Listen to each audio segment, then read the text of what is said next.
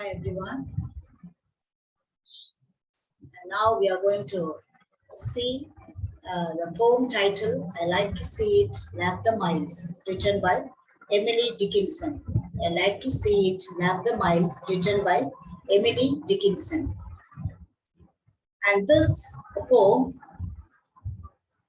I like to see it lap the miles. It was written in 1862 and it was published for the first time in 1891. It was an age of rapid growth of technology, and the poem is a record of the poet's reaction of the coming of the train. Emily Dickinson inverts the mechanical product of technology with the aesthetic effects. Okay, actually, this poem it speaks about the train. The train is compared to the animal horse. In what way the both are interrelated? That we are going to see in this poem. And what are the things the train experience when it moves from one place to another? That we are going to do. In this poem, I like to see it lap the miles. And let's see the author. Let's see the author. That is, this poem is written by Emily Dickinson, written by the American poet, and he is little known during her life. She has since been little known during her life. She has since been recorded as one of the most important figures in American poetry. Dickinson, she was born in Amherst, Massachusetts, into a prominent family with strong ties to its community. She was born in 10th December 1830 in the place Amherst, Massachusetts, United States, and she died in 15th May 1886, the same place Amherst, Massachusetts, United States. She had an education in Amherst Academy from 1840 to 1847 in Mount Holyoke College, and she was influenced and inspired by some of the writers. The name of the writers are Ralph Waldo Emerson, Elizabeth Barrett Browning, and William Blake. These are the few lines about the author. Now let's get into the poem. And this is a very simple poem. You can understand very easily. And it speaks about the train. We all have the experience of traveling in a train. It's something thrilling. It's so happiest moment when we travel together along with our family members.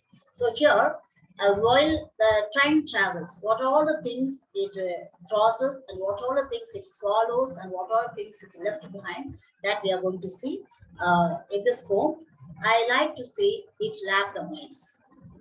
I like to see it lap the miles and lick the valleys up, stop to feed itself at tanks, and then prodigious step around a pile of mountains and supercilious pier in shanties by the sides of roads and then a quarry fair.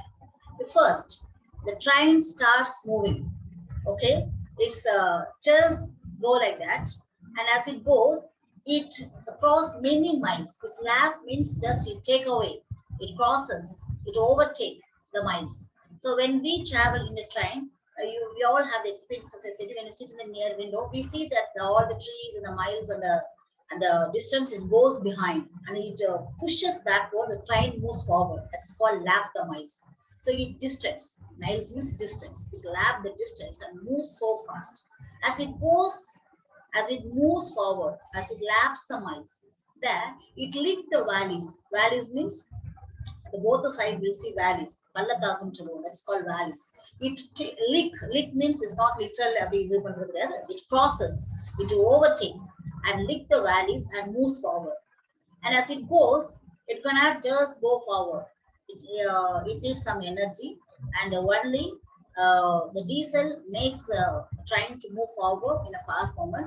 So when it loses in energy, when the diesel is no more, it stops to feed itself at tanks. Okay, it stops in a place where the tanks to be filled with the diesel.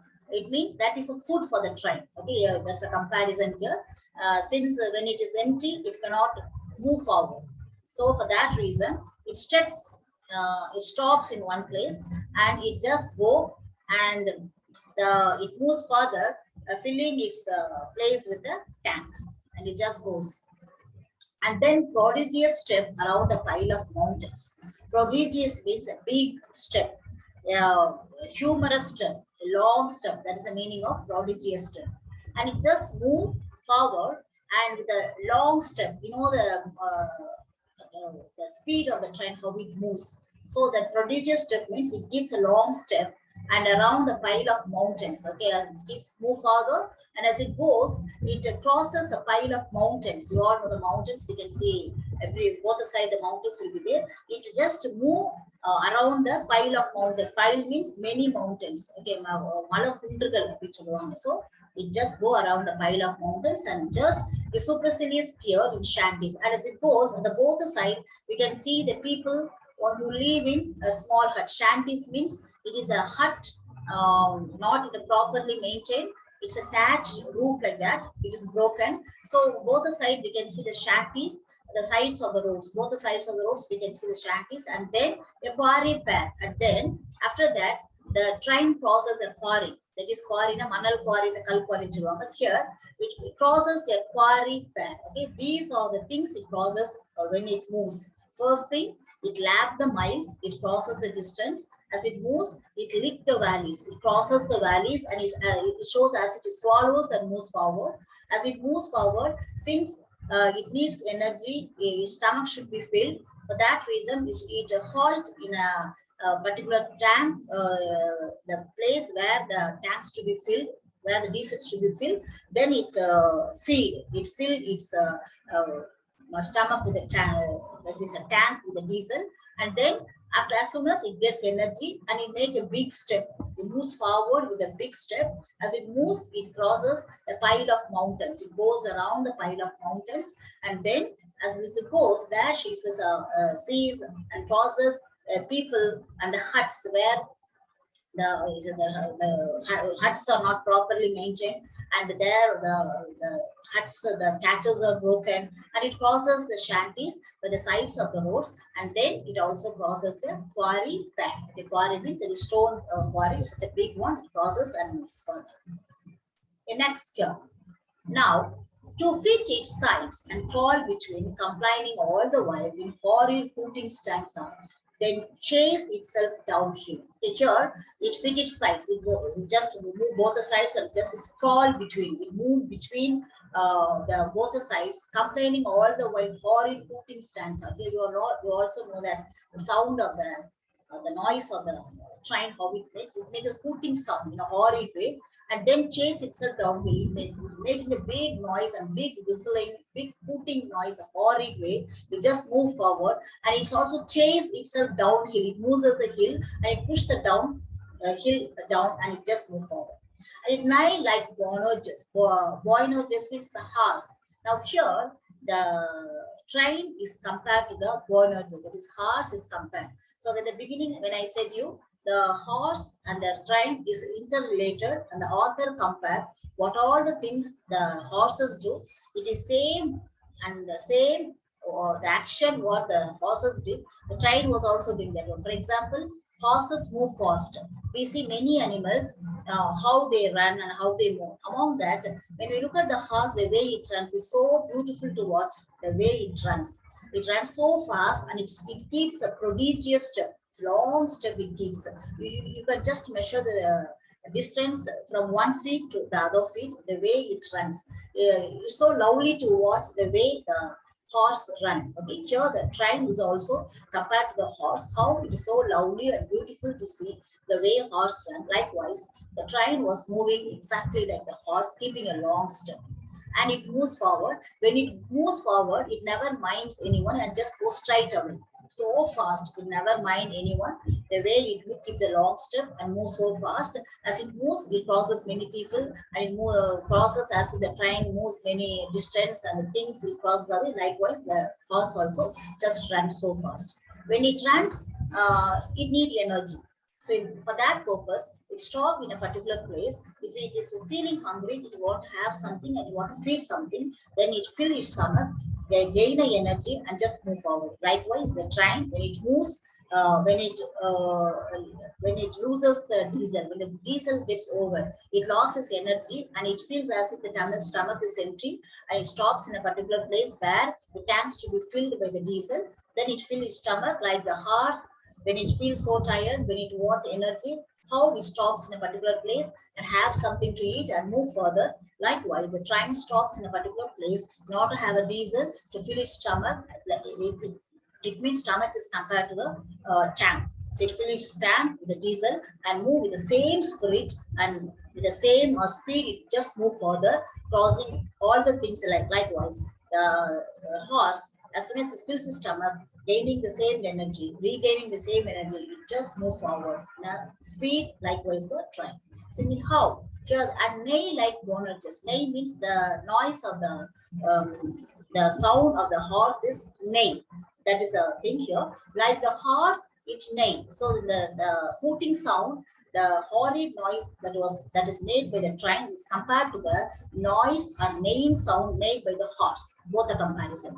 Then prompted, then a star. Okay, it just the train is compared to a star. You all know that how the star shines so brightly in the sky and gives light to everyone. It is so beautiful to watch. Likewise, it is a prompt one. The train is compared to the prompt one. The way it moves promptly and stay in a particular place promptly, and it makes the passengers to get out and just it proceed. It never go in a different way. It just goes move forward. Okay, it is so then the train is compared to a star. Okay, first thing we have seen, the train is compared to the horse.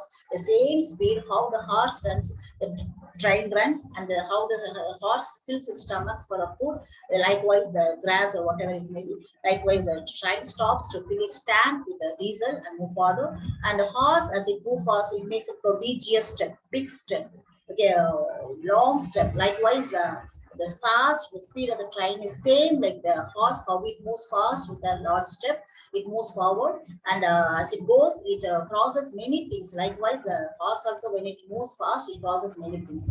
Now, again, the train is compared to a star, the prompt one, and stop, docile, and omnipotent. We all know that omnipotent means a mighty power. That is called omnipotent. So here actually this train is having a mighty power. It just have a lot of mighty power, and it just move forward, and the final station comes, it halt over there. So that halt where the train stops is compared to the horse. After going everywhere, evening time it comes back to the stable door. Stable is the place where horse used to stay back. This is the place where the horse stay. So at last, going all the place, everywhere, moves around. At last, it comes to the stable door and it rests. Okay, it just takes rest over there, and it started to take rest, and they have a very good sleep, and that is the final halt. When it goes out, it goes out of the stable. Likewise, the train, when it moves, it goes out of the station, and finally, after doing all its work, after dropping all the passengers, after crossing all the things, finally it halts in a station. Here, the horse, after going everywhere, it finally comes to stable, it house, and it halts in the house. This is the comparison between both the train and the horse. Here, the final theme of the poem. Here, the man and the natural world. The train itself may be the star of a life to see, which lack the minds. But we shouldn't forget about the supporting actors. So here, when we look at the train is not only mentioned, it adds more beauty in its supporting actors, valleys and mountains. That serves the backdrop of the poem. So when the train moves, it crosses valleys, it crosses mountains, it crosses hills and everything. So this particular poem, these things add a backdrop to the poem. By framing the natural creature, the stream train, in natural terms and in a natural setting, Dickinson forces us to contemplate its unnatural, the natural world coexists uneasily in the poem. There's something missing. Did you notice how, except for the disobedient eye of the speaker, there are no people to be found? The marked absence of humans immediately tips us off the fact that the relationship between man and the natural world is something we ought to be thinking about. Here, when we look at the train, it is somehow, it is related to the natural world. Natural world means the horse lives in this man and the natural world, the train and the horse. Okay, that is a relationship between both the things. That is a thing we have seen in this poem. That is a relationship between the train and the horse. Okay, that is the theme of the I like to see nap the mics. I hope you have understood. Okay, this is the main theme of the book. Thank you, students.